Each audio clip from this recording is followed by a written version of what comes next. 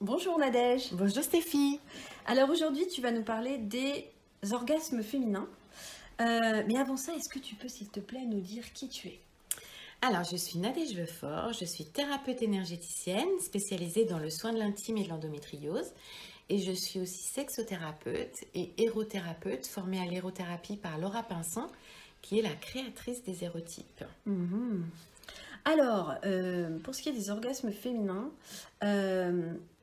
alors c'est un sujet vaste et intéressant et j'aimerais savoir pourquoi tu as choisi de parler de ce thème, pourquoi c'était important pour toi.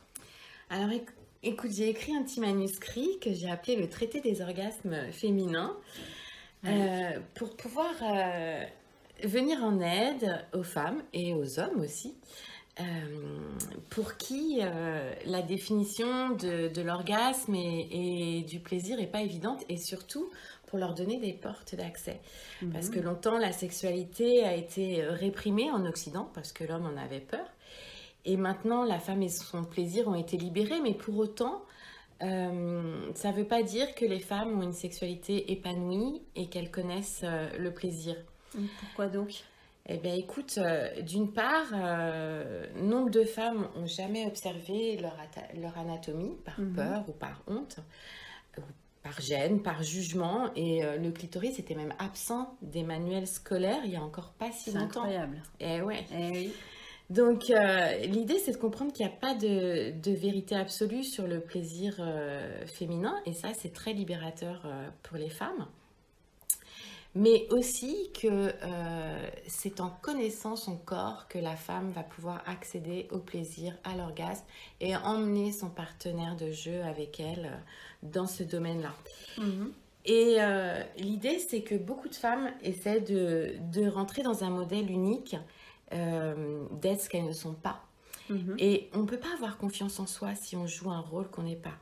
C'est pour ça que la connaissance de soi est vraiment importante pour devenir une femme confiante, une amante confiante. Une amante confiante, exactement.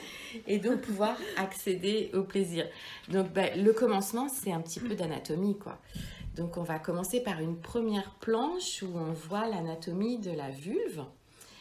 Et les vulves qui sont représentées dans les médias, elles sont souvent sans poils, roses et surtout avec rien qui dépasse. Oui, c'est vrai. Alors ces vulves, elles existent, mais il ne s'agit pas pour autant de la norme. Et donc, comprendre déjà que d'une femme à l'autre, il y a des différences, de la même façon qu'il y a des différences chez l'homme avec le pénis, et c'est important pour que les femmes se sentent décomplexées.